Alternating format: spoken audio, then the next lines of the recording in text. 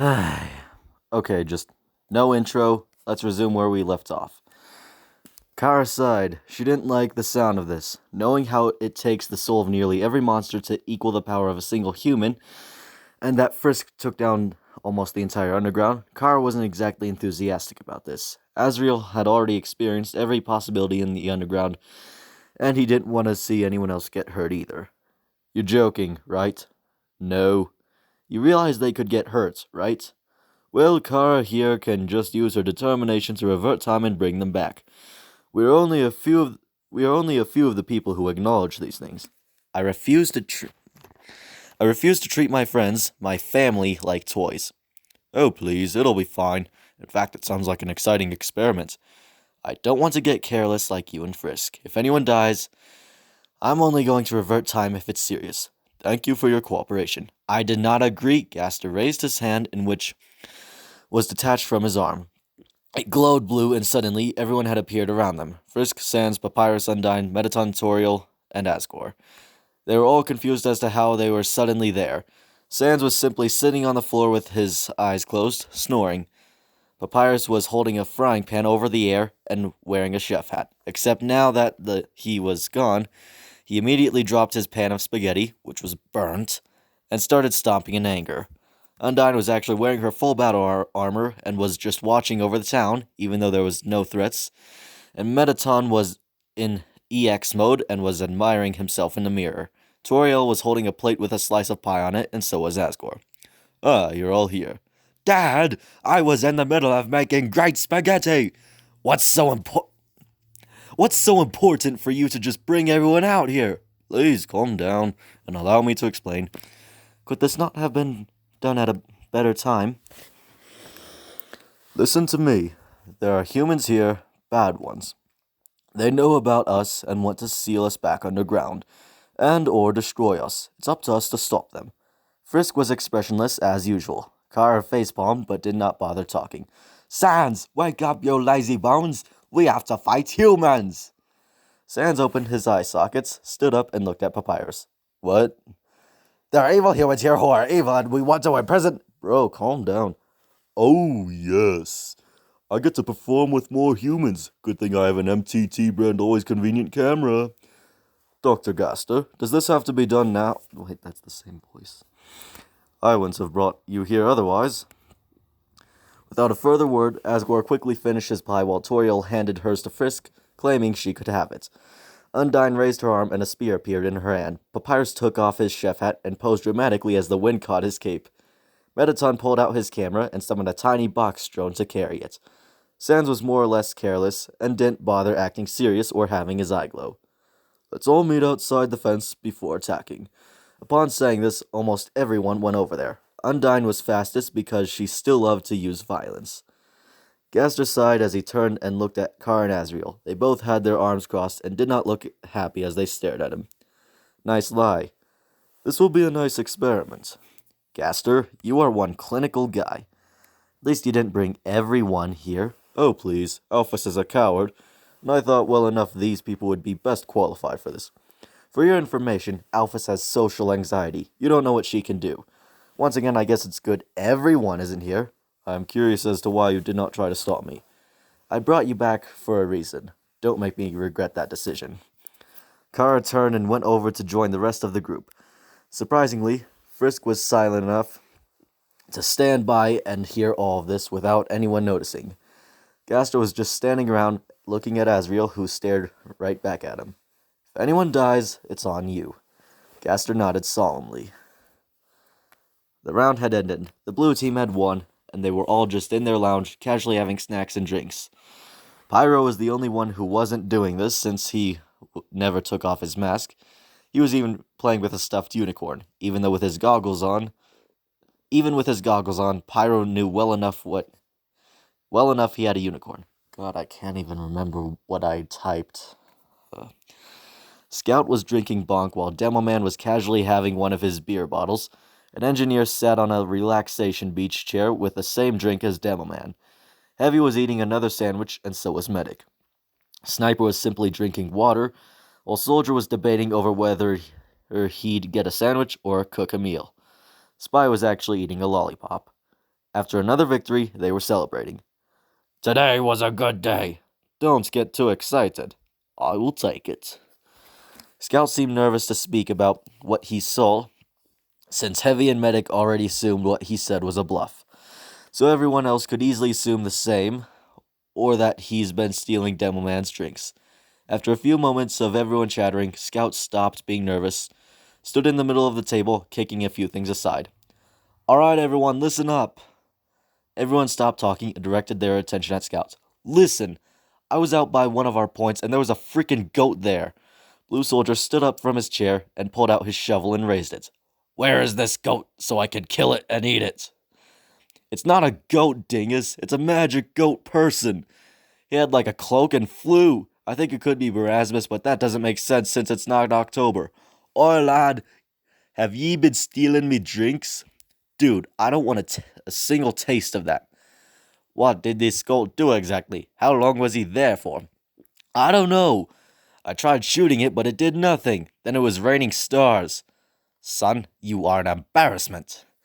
Heavy sighed and covered his eyes with his giant hand and shook his head at the same time. Soldier was half disappointed. He had yet to decide if this goat existed and if he could have it for dinner or not. Most of the team was confused, though. Listen, I know what I saw. I don't know where it is, but I feel like it's something we should be concerned about. Drunk on the battlefield ain't no way to be, son. I know what I saw. The room fell silent as everyone looked to one another. Soldier slapped Scout's leg, and he jumped off the table. Nobody knew whether or not to believe him, especially since they didn't really like him.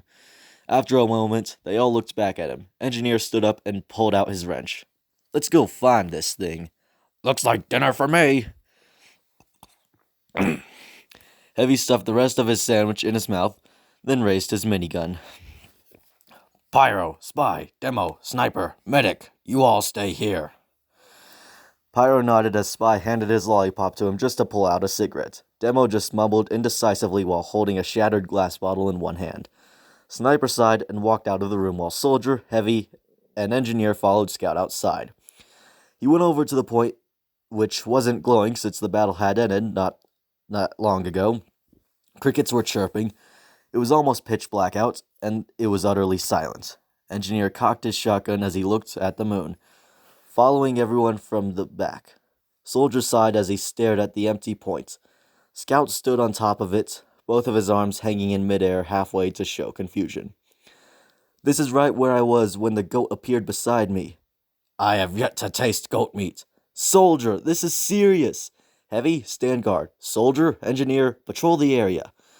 Soldier nodded as he walked down the stairs and around the corner.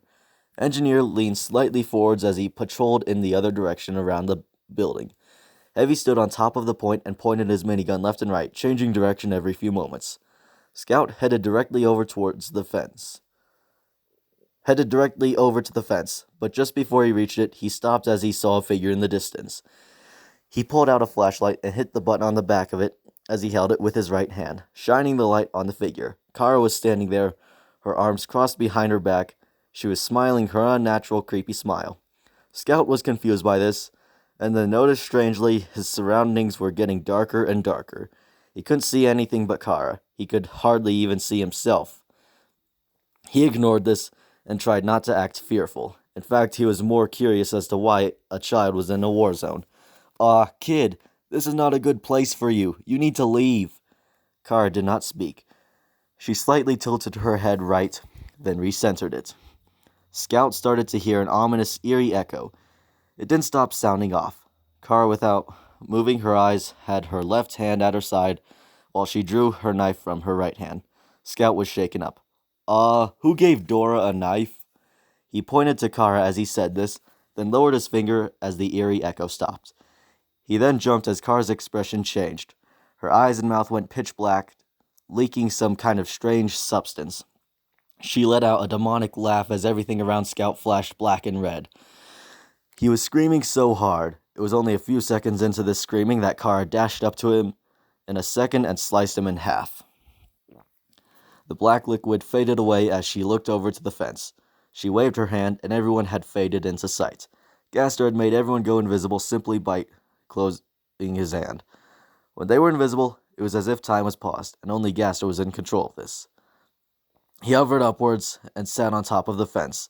He held one finger at his chin and looked in curiosity as he watched everyone split up. Mettaton immediately ran towards the building while Sans and Papyrus headed left, Asgore and Toriel going right. Undyne did a super leap and landed right on top of the building, leaving a rumble as her heavy metal boots almost smashed the ceiling. Azriel flew over and stood by Kara. Other than Gaster, he saw what went down. "I bet you a bar of chocolate you got scared." Without a word, Azriel handed a bar of chocolate to Kara, who immediately unwrapped it and took a bite. In the distance, they could hear Heavy yelling as he unleashed a barrage of bullets at Mettaton, who dance dodged them, somehow, and it really intimidated him. Mettaton was approaching and dancing at the same time. Heavy ran out of bullets just as Mettaton reached the bridge. "Is that all, darling?" Heavy pulled out his boxing gloves, put them on, and ran in towards him. Mettaton took a single step back to avoid every punch as Heavy ragingly tried to hit Mettaton, failing. Mettaton started posing with every step as his drone caught footage of this. "Fight me, coward!" Mettaton laughed at this as he dodged another punch that was directed at his face, and he leaned back so far that one leg went up and kicked Heavy in the face. Heavy shook his head and raised his fists. But then his expression went from anger to shock as a blue spear pierced him through the chest. He fell flat to the ground, his backside facing up. "Undyne, darling, I was just getting started." "Shut up with your ego for once and do something right." Undyne ran across the roof, her heavy metal boots leaving a clunk sound with every fast step she made. Everyone inside could hear it, no matter which team it was. From the lounge room, everyone burst out of their seats and pulled out their weapons in alarm. They did not know what was happening. "That's no thunderstorm." "I don't think this is of Red's doing." "Then we better get out there." Demoman smashed his glass bottle against the floor and shook his head, blubbering. Medic walked up to Pyro, who looked back at him. Pyro ran out the exit with Medic following after him, whooping. Demoman stuttered his way after them, staggering left and right, bonking his head into a wall during the process. Spy sighed as he pulled out his dead ringer and went invisible. He jumped up and punched one of the ceiling panels, and it dropped down and also let out a ladder. He climbed up it and went around through the ceiling to a stairway that led to the roof. In the distance, he could see a figure wearing metal armor, her red hair floating in the wind. He pulled out his pistol, becoming uncloaked at the same time. He aimed directly at her head and focused in the darkness. She just stood there, her blue spear glowing in her hand, her hair still wavering. He shot right at her helmet, but the bullet just made a dink sound as it bounced off. Undyne turned and pointed her spear right at him. Several spears appeared around Undyne, spinning to aim their direction at Spy, who quickly recloaked himself and ran away quietly, while the spears flew all around him. He barely managed to dodge them all. He jumped off the roof and hid behind a wall. He could hear metal footsteps approaching. Undyne stood at the edge of the roof and kneeled down, looking left and right, pointing her spear forwards. She saw nothing, stood up, and backed away. Spy sighed in relief. Nearby, Toriel and Asgore walked by. Asgore was holding his red trident, looking at the floor. His golden armor was clear to see under his robe, while Toriel simply held her hands together as she followed behind him. They stopped as they could faintly hear something. They were right in front of Spy, who was hardly holding his breath, feeling pressured. "Excuse me." Asgore turned and looked in his direction. Spy leaned his entire body against the wall, trying not to make a sound. He was about to consider shooting when suddenly he could hear Pyro and Medic's maniacal laughter. They ran right around the corner, and as Toriel and Asgore turned, Pyro started spewing bursts of flames from his gun, with Medic keeping a healing stream on him. Toriel raised her arms and started to redirect the fire to form a wall in front of her and Asgore. Pyro stepped back and stopped shooting fire. He mumbled to himself before he pulled out his fire axe, which was literally an axe that was on fire. He threw it through the wall and towards Asgore, who blocked it with the three pointy parts of his trident, in which it just bounced off and fell to the ground. Medic laughed even more as he charged Pyro. Without a problem, Pyro walked through the wall of fire, Toriel unleashed a barrage of fire at him as if her hands were a flamethrower, but it did nothing. The Ubercharge was resistant, and the fire practically slid past him. He picked up his axe and attacked Asgore, who blocked it with his trident again, then fired a large fireball at it out of his hand that split into ashes upon hitting Pyro. Pyro laughed as he threw his axe right at Asgore, and it hit him in the head. Without a word, he turned entirely into dust, his heart shattering in the process. Upon this, the Ubercharge had ended. Toriel stood there, her hands right at her face. She had tears in her eyes and looked at Pyro, who was about to attack. Toriel closed her eyes, raised her arms, and unleashed another barrage of flames upon him. This time, she used her full attack power, and he was incinerated in a matter of moments. Medic panicked as he was about to pull out another weapon, but then screamed as Toriel fired more flames at him. He was consumed. She fell to her knees at the pile of dust by her. Spy thought this was a good time to make his move. He uncloaked himself, but Toriel did not turn to notice. He pulled out his disguise kit and turned into Asgore. He stepped towards her, and she turned. She was shocked to see him, tears still in her eyes. Asgore? No. He undisguised himself and pulled his pistol out, and the last thing he saw from her was the eyes of a fearful woman who just lost her husband and had been tricked. He blew the smoke out of his pistol and stuffed it in his pocket as he looked at the two piles of dust. He stood by the two, standing straight up, one arm behind his back, the other on his chest. He closed his eyes and looked straight up. Gentlemen? He then went from a straight pose to a lean pose with his legs bent as he pointed to the piles of dust, laughing and snorting. Your sack! Ha ha ha ha ha! Spy stopped laughing as the area around him got darker, as he heard an eerie echo as he turned and saw Kara standing right behind him. He quickly pulled out his dead ringer and went invisible. Kara stood entirely still, not even changing expressions. Spy uncloaked himself from behind Kara and tried backstabbing her. The knife, however, didn't even pierce through her. She turned around and stared at Spy, who held a derpy expression. He pulled out his dead ringer again and went invisible, but it didn't do him any good. Kara jumped right on his back and held onto him by his throat, then pulled out her knife with one hand and listened to him gag as he struggled to stand. She swung her knife a single time, and Spy's head was decapitated clean off. She jumped off his corpse and kneeled down to the two piles of dust, her eyes closed. There is no mercy.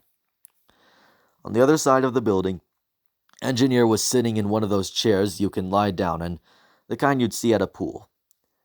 There was an identical one right next to him, and Engineer just closed his eyes as he listened to the crickets chirp. Sans and Papyrus appeared around the corner, and Papyrus nearly screamed as he saw Engineer. Sans! It's a human! Yeah? So what? Engineer tilted his head up and looked. He didn't entirely mind seeing two skeletons alive and walking around, especially since he had plenty of experience in Scream Fortress time. Sans simply took the chair next to Engineer. Howdy, partner. Sup? Sup? Sans, we're supposed to be fighting humans. So? So get up and help me fight this human. He's not fighting, so why should I? Much obliged, partner. The nearby door next to the chair slammed open as Demo Man ran out, screaming.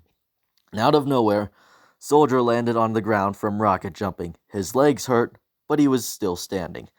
Papyrus smiled as he looked back and forth between the two. He looked back and forth between Demo Man and Soldier, both of them aiming their guns at him. Papyrus turned towards Demo Man and pointed at him. A single bone appeared out of the ground in front of Papyrus and slowly started moving towards Demo Man. Nyah! Soldier, without thinking twice, fired a rocket at Papyrus, and he shattered into a million pieces. The only part of him staying together was his head, but all of him turned into dust within seconds. Sans immediately jumped out of his chair, his left eye glowing blue.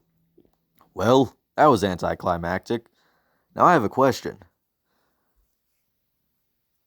I can't even. Do not look at me. I did not ask you a question.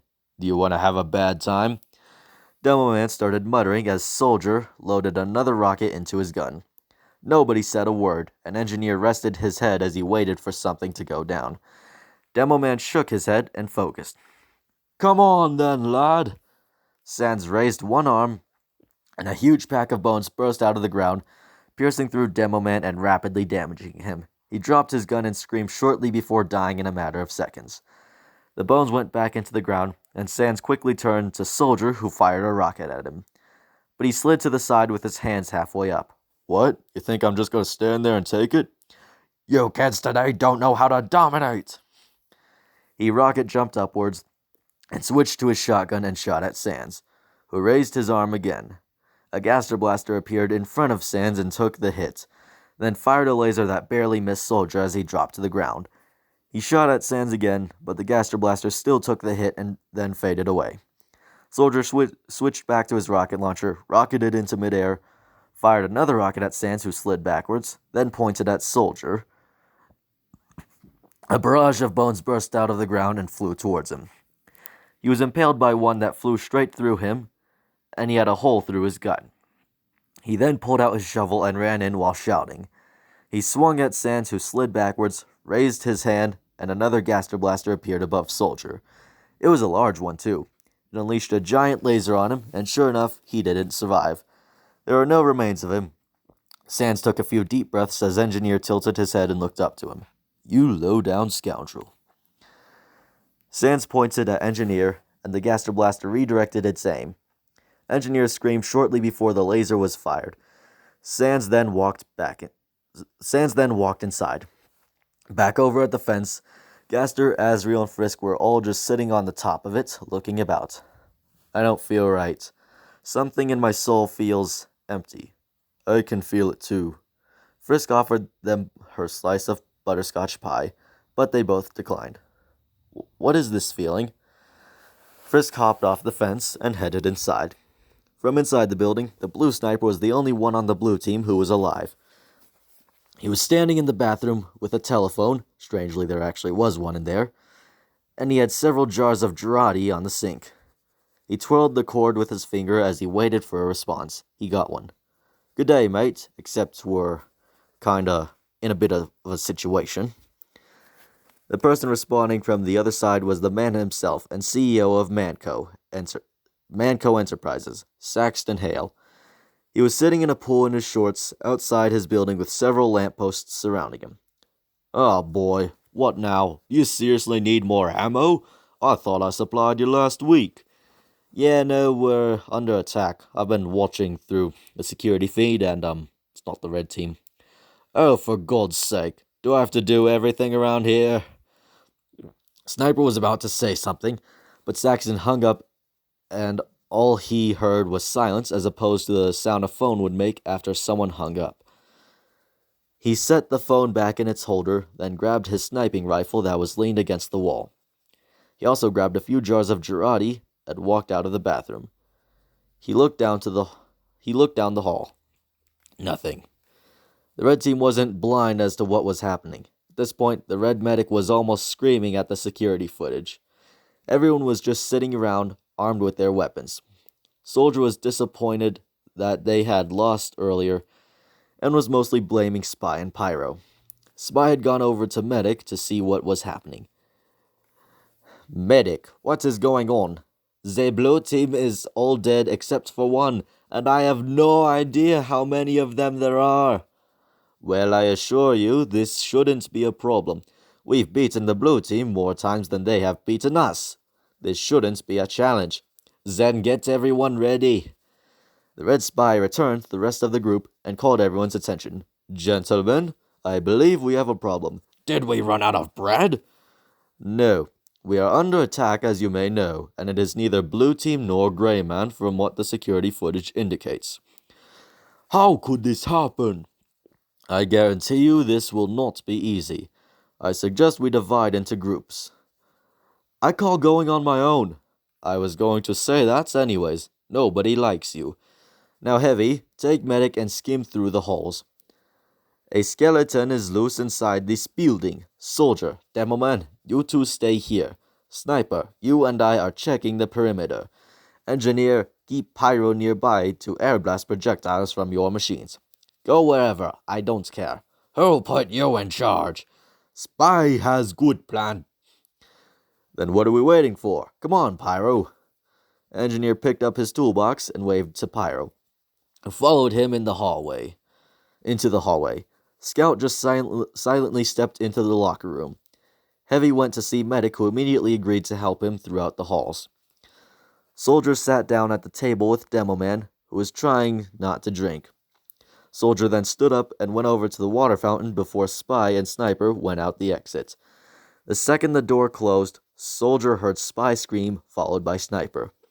He slowly approached the door with a shovel in hand, slightly bent down. He peeked through the window. He couldn't see anything. He didn't even see their bodies. He shrugged and went back over to sit down. From down the hall, Pyro walked in front of Engineer, who patted his wrench with his hand as they went on. Pyro was walking somewhat slowly, and from behind them they saw Heavy and Medic. Pyro turned and mumbled before continuing forwards. They didn't seem to mind sticking as a squad. At the end of the hall, they saw a shadow. It looked very ominous. It looked like some sort of monster with large teeth, but it was actually just Sans using a lamp and playing with his bony hands. Sans then turned the lamp away and walked forwards. Everyone stopped and held their weapons up. Medic's Ubercharge was ready, and he was about to charge Heavy if necessary. Sans stepped into view, but from the looks of his stiff walking, he almost looked like he was walking on stilts. He seemed pretty calm. Everyone pointed their guns at Sans, except Medic, who was focused on healing Heavy. Hey, Heavy is not up for small talk. You sure? Why not relax and take a load off? Nobody seemed to care. Heavy's barrel started to spin, but in retaliation, Sans quickly raised his arm. A Gaster Blaster appeared in front of him. It took a second to charge up. Pyro ducked and tried covering himself with his gun, while Engineer panicked, quickly running around the corner. He started to build a teleporter just as Medic Ubercharged Heavy. The laser fired from the giant skull, and Pyro was completely obliterated while Heavy and Medic were standing perfectly fine. The Gaster Blaster faded away, and Sans was shocked as he saw Heavy and Medic glowing red, standing perfectly fine. Wait. Oh. Sans sighed. He pointed at Heavy, and several bones appeared out of the wall, and flew at Heavy, who opened fire on Sans, who slid out of view. Heavy and Medic ran after him, the bones doing no harm whatsoever. Sans turned around as he ran backwards. He quickly flashed the area black, and teleported behind Heavy to make an escape. Heavy and Medic ran down the hall in confusion. They made several turns only to have found out they lost him a while ago. They ran back to where they last saw him, and sure enough, he was there. He was just standing there at the end of the hall, his arms crossed behind his back. His plan was to wait out the charge and strike back afterwards. This was the perfect opportunity, and it had only been a couple of minutes. Hope you have another glow ready.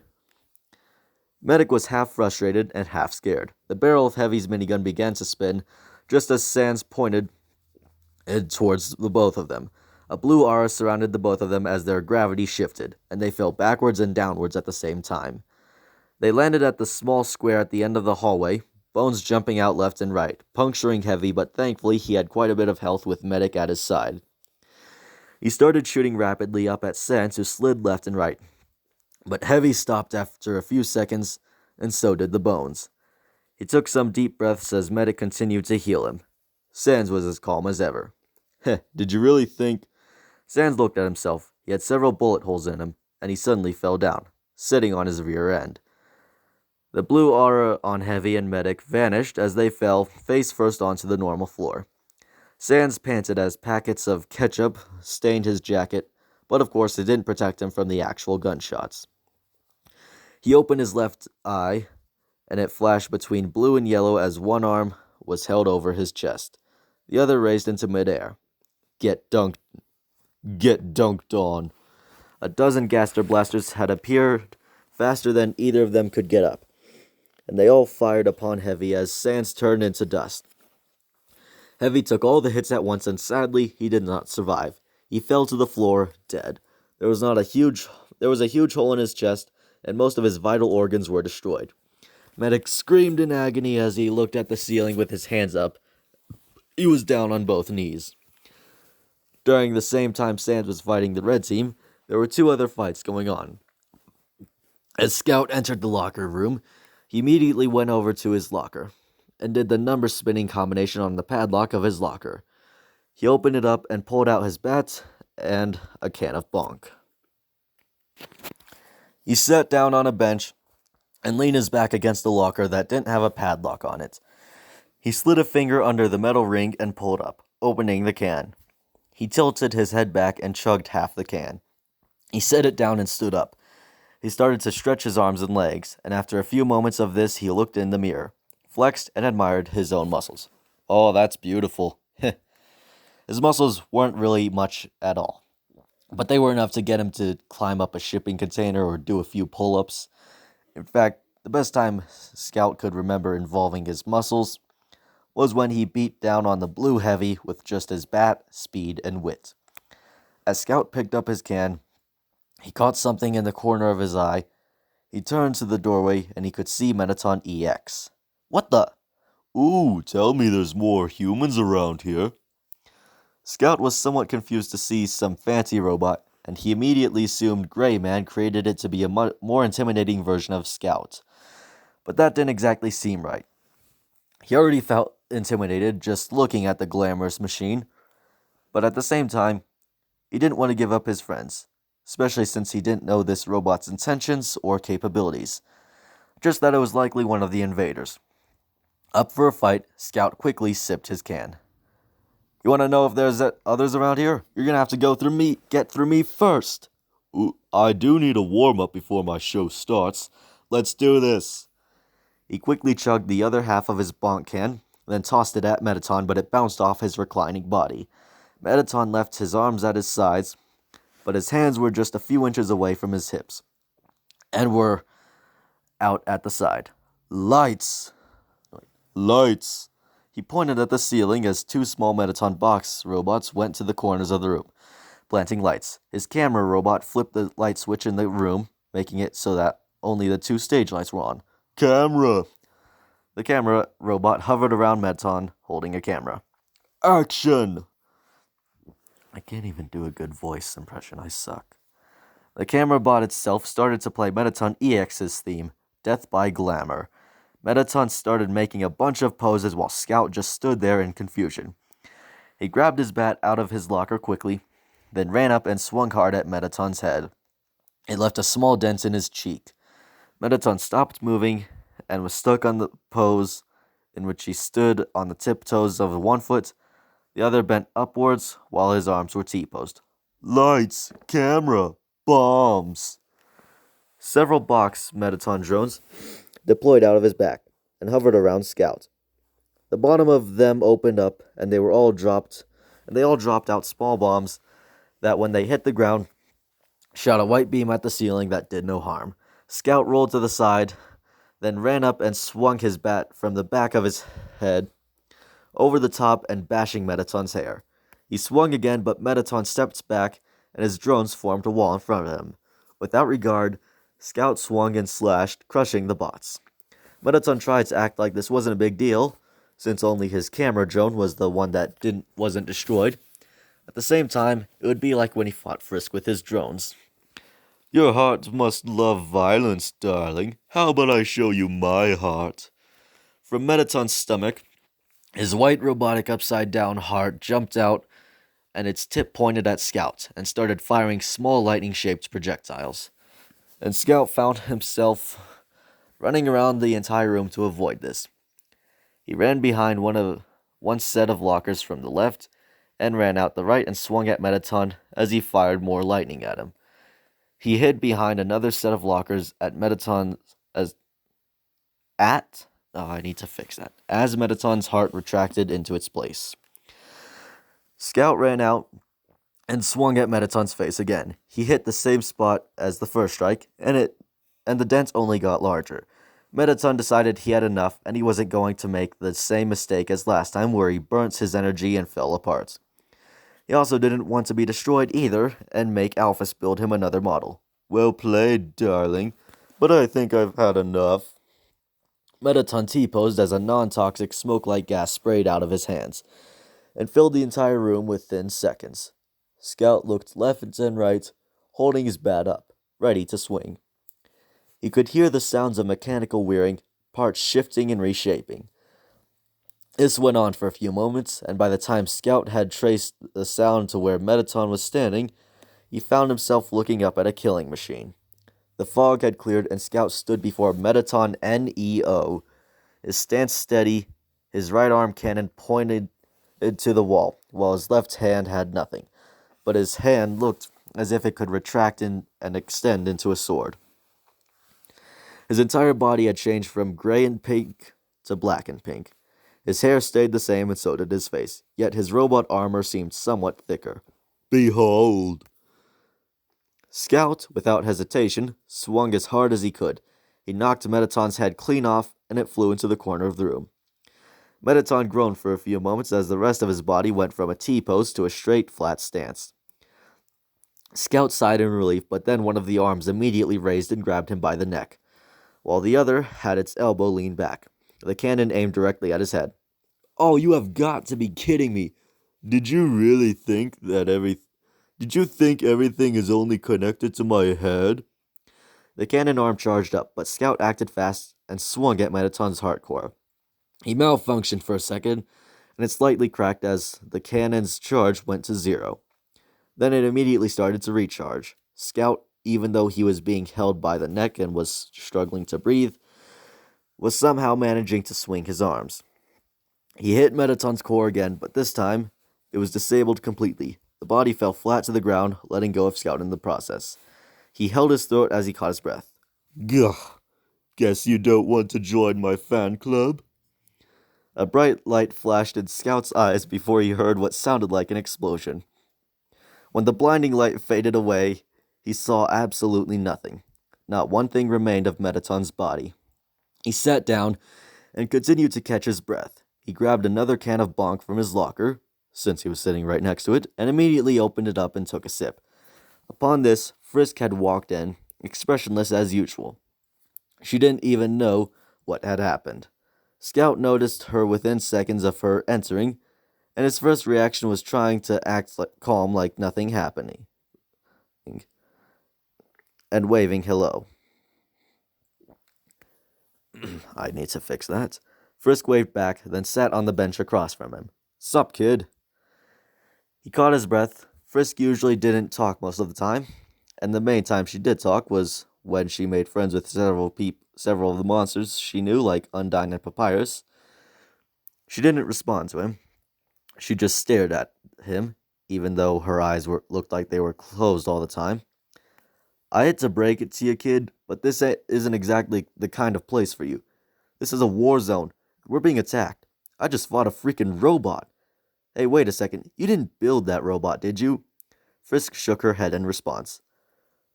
"You're one of the people attacking, aren't you? I mean, I seriously doubt a kid is fighting, but still." No response. "It's rude to ignore a conversation." "I don't talk most of the time. I gave up fighting a while ago. Most of my friends made me realize why." "You don't mind that we're most likely beating your friends down? Kara can just bring them back." "Who?" "Long story. Tell me about it." Can't even remember what voices I do. Soldier was playing cards with Demo Man out of boredom. He wanted to look at the security footage, but he didn't care for once. He just knew his friends were okay, or at least he thought he knew. They were playing Go Fish, and as of that moment, Demo Man was winning and Soldier was getting frustrated about it. "Have a puffer fish?" Demo Man looked at his cards. "Go fish, lad." Suddenly, they could hear stomping coming from the ceiling. They both looked up. It didn't sound like it was raining at all. Soldier picked up his shovel, which was leaning against his chair, and held it up, ready for anything. Demo Man, who was tired, grabbed his spiky mines launcher from off the table and aimed it at the ceiling. Things fell silent for a few moments.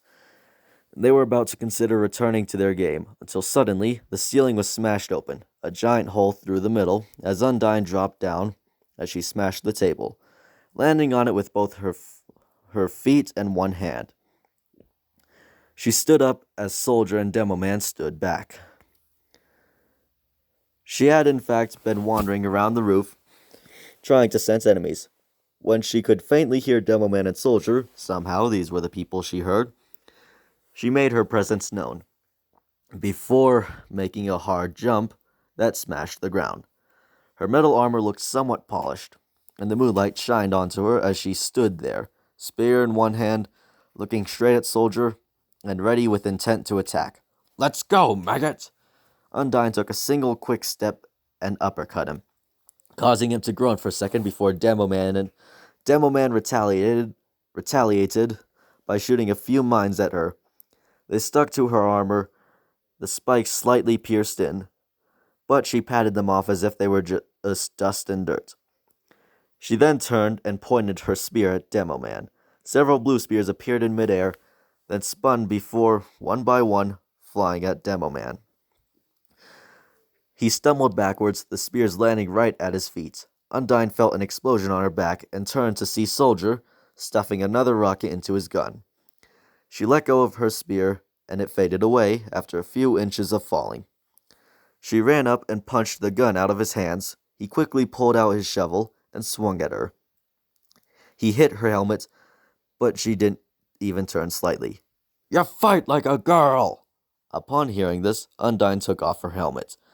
Red Soldier tried not to look surprised and impressed, but received a left punch to his right cheek, followed by a right punch to his left cheek. Undyne felt multiple explosions on her back, and turned to Demoman, who was shooting again, but his gun was empty. He dropped it to the floor and pulled out his sword. "Bring it on, punk!" Another thing I need to fix, but She made a fist with her hand, and her blue spear reappeared in it. Demoman ran up, shouting. He swung at her, but she blocked with her spear, then punched him in the face with her other arm.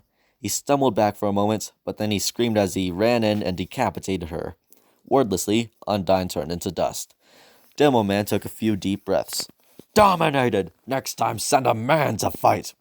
"Oi, lad, you ever think you see things as too easy or too hard? Demoman, I'm going to beat you if you keep that attitude up." They heard the sound of thunder. They both looked up at the night sky. The moon was shining down onto Undyne's death point while the dark clouds surrounded it.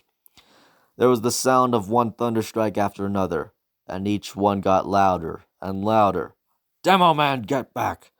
He shoved Demoman away from standing in the hole Undyne burst through. A streak of lightning came right out of the sky and hit the floor. In it, a figure formed. They stepped back as the lightning stopped, and there stood Undyne the Undying. She was in her black armor with a large painted heart on her chest, a ghostly spear illuminating from her eye patch. Her hair sticking straight. She looked fierce. "You're gonna have to try a little harder than that."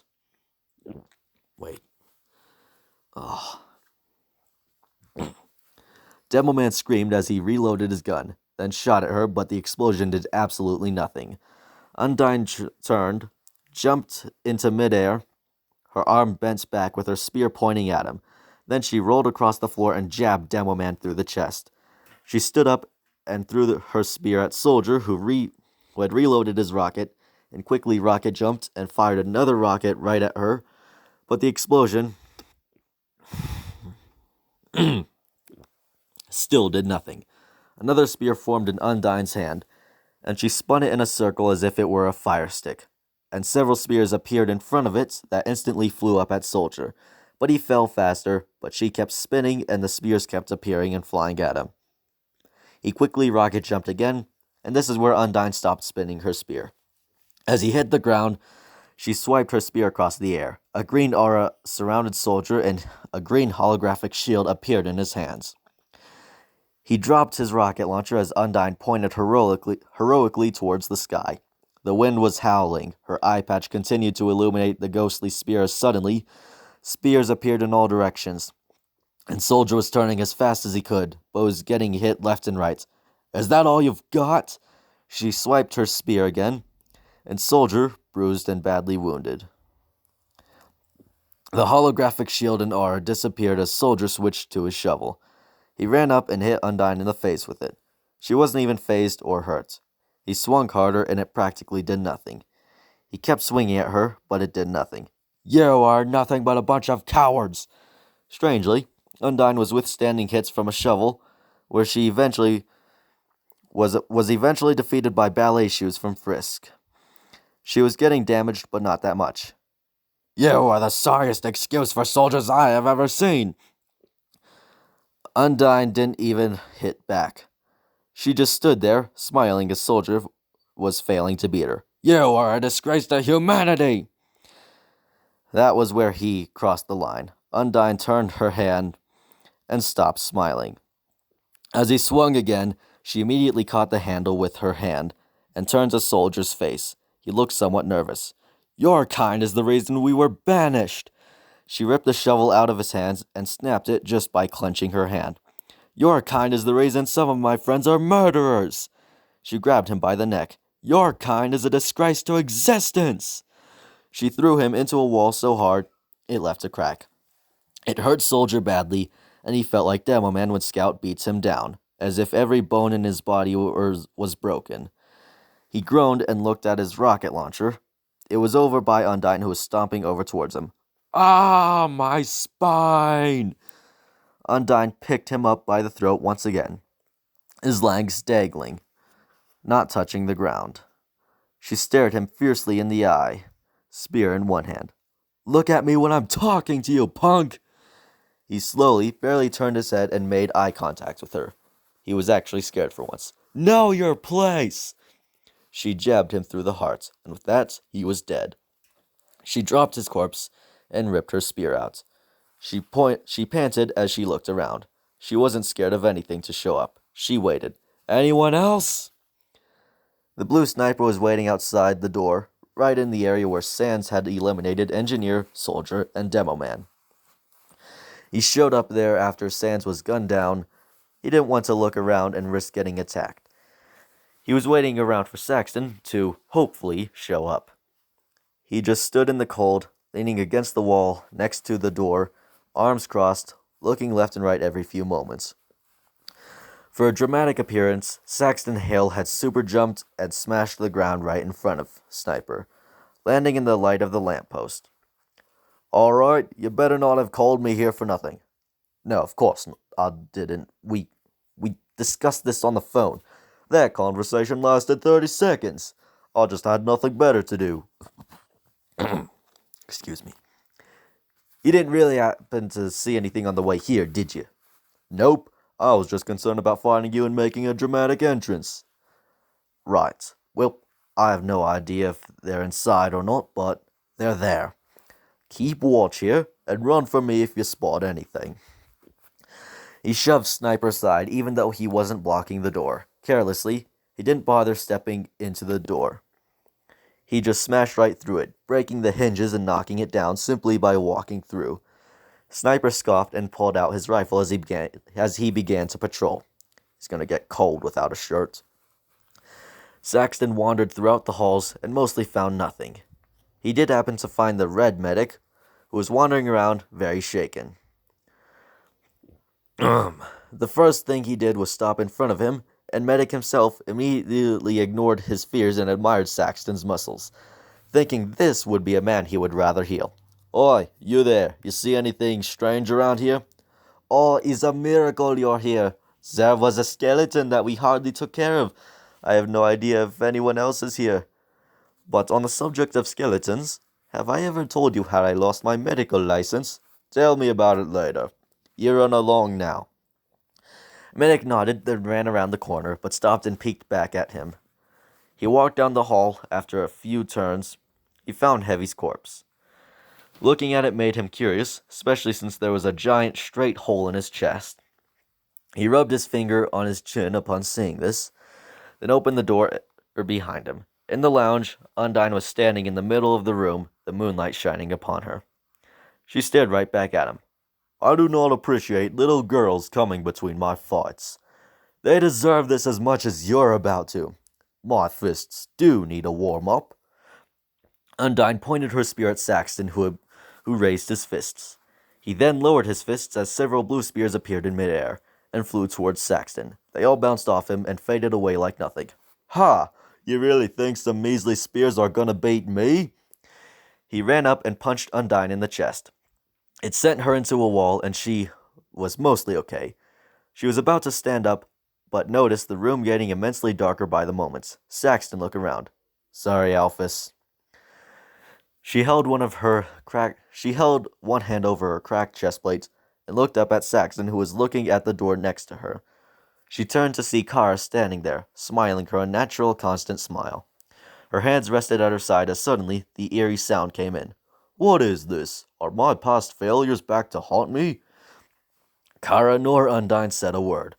Saxton lowered his fists and stood there, not knowing what to do. Kara pulled out her red glowing knife and pointed it at Saxton. He was curious as to what was happening, but he knew this wasn't the same girl he refused to fight. I can't fight a child. Then die without a fight. Are you serious? Fine then. Saxton Hale raised his fists once again and laid one arm back, ready to punch forward as he dashed up towards Kara, who just stood there, waiting for him. He didn't fear her, and he didn't feel any remorse or regret towards doing this. Saxton Hale! He jumped up and was about to land down and punch Kara, who was surprisingly faster than him, and jumped up and drove her knife right through his chest. His fist hit her at the same time, but all that force did absolutely nothing. He dropped flat to the ground on his knees, absolutely dead. Already dead. Kara stood right up to his face, still holding the knife. Saxton. Her eyes and mouth went black as they leaked the substance of nightmares. Foul! Her face went to normal as she walked up to Undyne. Undyne looked at her, relieved. Thanks, but I don't think I'm gonna make it. Kara frowned and sat down by Undyne. Don't die on me again. You're tough. Heh, sorry, punk. I'm not you or your brother. Even if I could beat him, it wouldn't change the fact that I'm gonna melt from my own willpower. Sorry, Kara. Just tell your dad I did what I could. He's dead. Bleep it. You're right about humans. You know, they're the worst, not you, of course. You're the exception. Undyne, it's fine. I'm just going to tell you this now. This isn't the end for you. You may be dying now, but this won't be the last time I see you. Everything will be okay. How? Just don't worry about it. It'll all be okay. Undyne actually gave Kara a hug, who hugged her back. Back outside, Sniper was just wandering around and immediately spotted Gaster and Azriel. He quickly hurried behind a lamppost, and while it didn't cover him completely, he also saw a telephone nearby. He didn't want to take any chances. He ran directly to the phone and dialed a certain number. He had contacted the developers that there were unknown entities that they were not informed about, and they immediately looked into it. 2 guys went directly to their server and did in fact notice unusual beings. Well, ban them! The second developer clicked the ban button, but his result was a black screen with wingdings on it, translating to, you cannot. The screen was rebooted, and the entity still remained. That didn't work. Reset the server! They got the same result out of this. It's not working. There's nothing we can do about it. They got frustrated about this. Sniper hid behind the lampposts after hanging up, last being informed that they had failed to do anything about the problem. He aimed his rifle directly at Gaster's head. You better hold on to your head, mate. He took the shot, and upon the bullet making contact with Gaster's head, it did not pierce him. The word error started to flash all around him. Sniper groaned in frustration as he fired at Azriel, but the bullet did nothing. His expression went from bravery to shock as he looked up. A Gaster blaster aimed directly at him. He screamed as it was fired, and that was the last that came out of him for that night. He was dead. Azriel and Gaster went back to staring off into the distance, but they could see something approaching, and on the ground nearby was a green portal. It really just looked like a hole with a green glow coming out of it. And off in the distance, it looked like some giant metal tank without a barrel. This was in fact Gray Man's robot army on their way to attack. Gaster rubbed his fingers on his forehead as he sighed, while Azriel hovered up and raised his arms. His swords appeared in his hands. Out of the green portal came Merasmus himself. He laughed and raised his arms menacingly as he hovered up. Greetings, mortals! Mortals? Did you just assume I'm killable? Merasmus does not assume. He knows. How foolish. Now, prepare for... I've had enough of this. The swords in his hands disappeared, and his strapped cannon appeared on his left arm. He aimed it at Marasmus and fired barrages of sharp diamond-like bullets. Marasmus covered his face with hands as he took tons and tons of hits. When it stopped, Azriel's cannon charged up.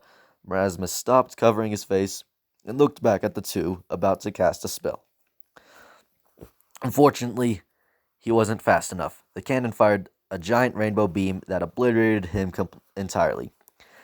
Azriel flipped it and blew into its hole,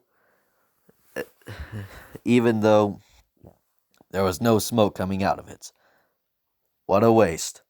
I am curious as to what that giant metal machine that's approaching is.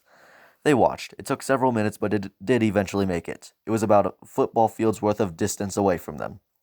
The entrance of it opened up as a ramp deployed with several robots walking down it, each one looking like one of the TF2 fighters, and there were hundreds of them. Oh, spare me. I don't have enough energy to take them all down, but I do. True, but I should at least assist you. If you have to stop fighting, then stop. Let's do this. Azriel's swords appeared in his hands, and Gaster raised a single finger. A giant Gaster Blaster appeared above him and charged up. The robots started to charge forwards about to attack. Azriel laughed as they approached, ready to fight.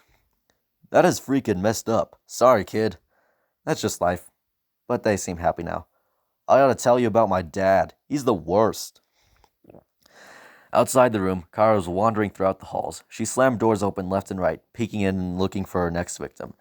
Medic was hiding in the infirmary, and she slammed the door open and could see him in there. She pointed her knife at him, and he screamed, "Time to die." No! I don't want to hear it.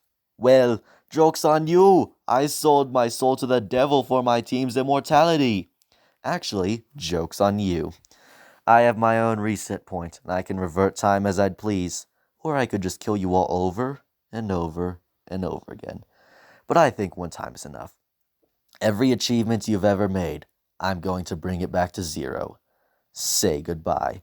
No! Without a word, a red crescent flew out of the knife, and upon making contact with the medic, he was completely disintegrated instantly. No remains.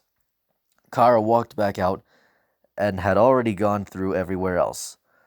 The only place she hadn't been to was the locker room, but she never noticed the door to it when she was in the room where everyone would casually relax.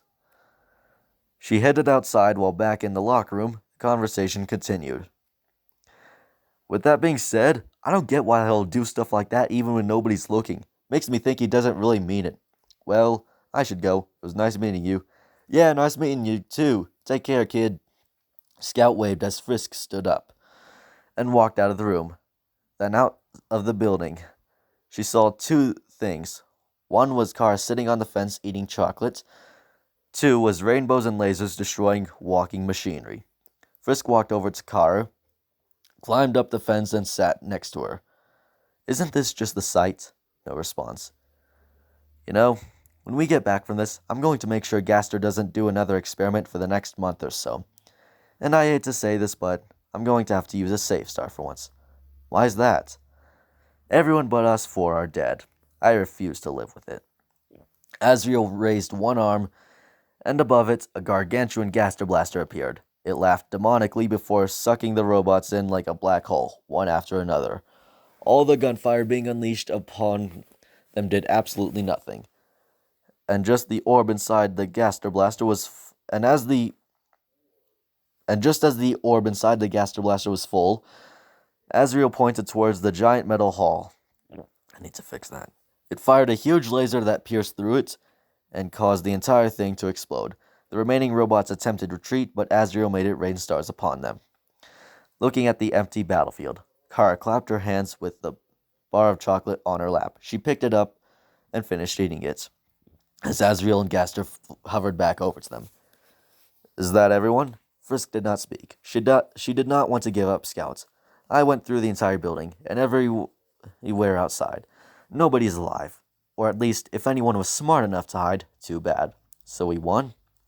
Gaster, I hope you're satisfied. Your sons are dead, the king is dead, and so are our friends. I'm not entirely worried about this. This is the one time I'm going to use a safe star, but know this. You're done doing experiments until I can trust you. Gaster sighed. Very well. So we're done here? Yes. Let's go back through the portal. Kara and Frisk hopped off the fence, and Asriel and Gaster dropped to the ground. They all walked to the portal, and Asriel looked back before entering first. Being followed by Gaster, Frisk walked in after him. Kara turned back and pulled out her knife. Say goodbye. Kara slashed the ground with her knife. Everything was erased. The entire universe gone. Not one thing remained. Kara was standing on a black void, but the portal was still there. She walked through and joined everyone in Gaster's lab, the true lab, since it would be easy to reuse what already exists. Gaster closed the portal as Kara held her hand out to a yellow star sitting by it. Every one of her friends who died were brought back right by her. Nobody said a word about what happened, but everyone had returned home after this as if nothing ever happened. Kara and Asriel seemed happy once again, especially since Toriel was making pie. While it was baking and Kara and Asriel were playing with toys, like old times, they were visited by Frisk, who made a request that Kara decided she would allow, to bring back the world of Team Fortress 2. And that's it. I can't scroll any further. I actually read all that. Well, I hope you enjoyed. I said I'd save the commentary for afterwards, but I don't even feel like talking. So, if you want to ask a thing or two in the comments, go ahead. Well, bye-bye now. Come on.